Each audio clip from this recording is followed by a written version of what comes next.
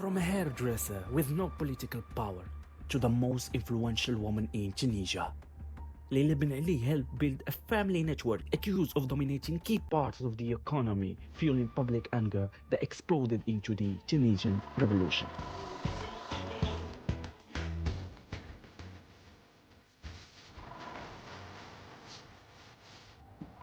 Leila Trablesi was born on 14 October 1956 in Tunis into a modest family. She was one of 11 children of Mohammed and Saida Trablesi.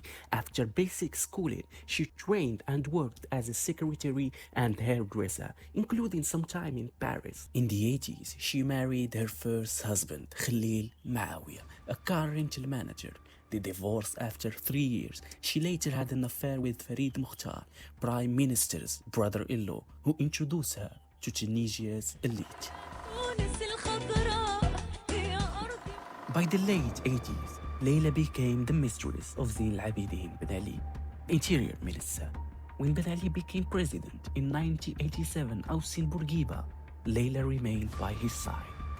After divorcing his first wife, Naima Kifi, they married in 1992. Leila took Ben Ali's last name but kept her maiden name Trablesi by profession. As First Lady from 1992 till 2011, she wielded significant influence. She often accompanied her husband on state visits and occasionally read his speeches. Officially, she chaired the Arab Women Organization, and from 2000, the Basma Association promoting disabled employment. In July 2010, she launched Saida to support cancer care.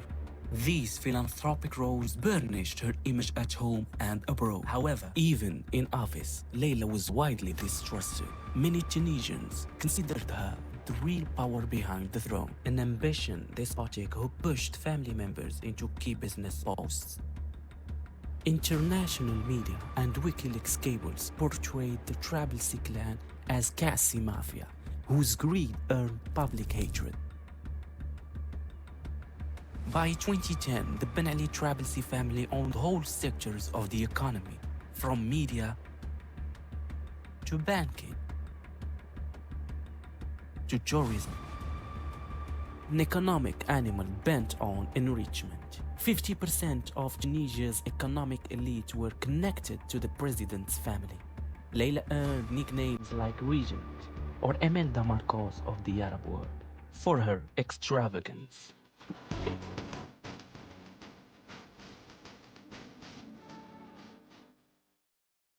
In December 2010, public unrest erupted over unemployment and corruption. Protesters attacked Trablesi properties in Tunis and abroad. On 14 January 2011, with the uprising crescent, Ben Ali and Leila abruptly fled to Jeddah, Saudi Arabia.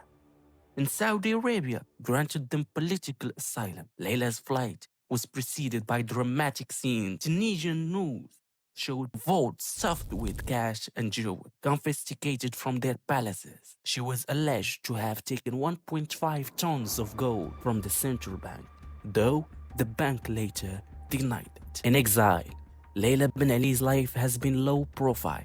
She is reported to remain in Saudi Arabia as of 2026, unlike some relatives who went to Europe or Canada. She has not faced arrest abroad. She reportedly regained Saudi citizenship and lives securely in Riyadh. Legally, Tunisian courts have relentlessly pursued her.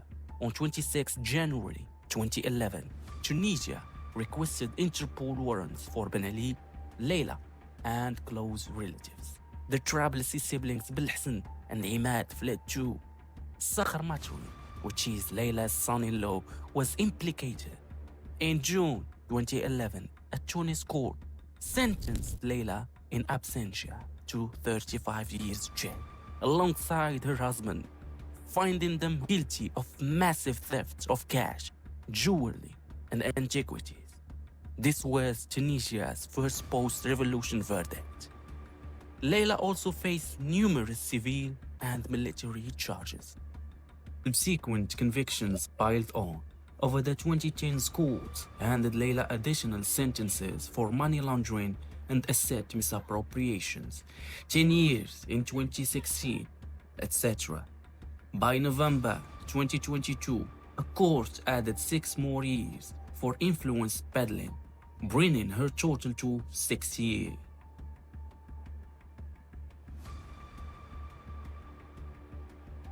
Notably, in April 2026, French courts denied extradition of Ben Ali's younger daughter, Halima, herself a Ben Ali offspring, to Tunisia. Leila herself has never been under French judicial scrutiny. All these findings remain contested by the Ben Ali family. Leila's lawyer has denounced the convictions as political vendettas.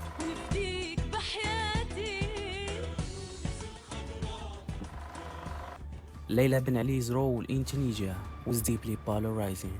On one hand, she championed women's causes and disability charities, raising Tunisia's profile in Arab forums.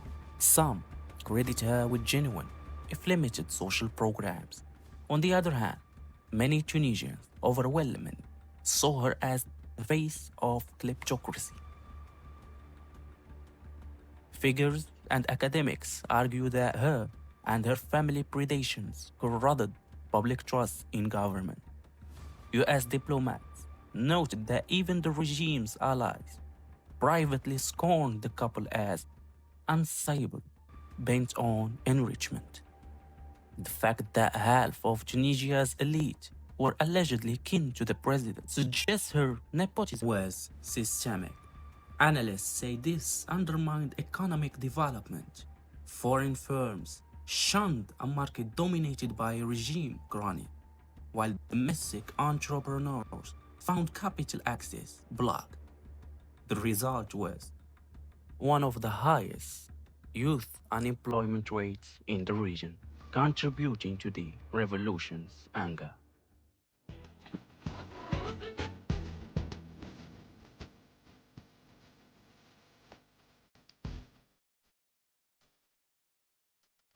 In the public imagination, Leila was often portrayed as a ruler behind the throne.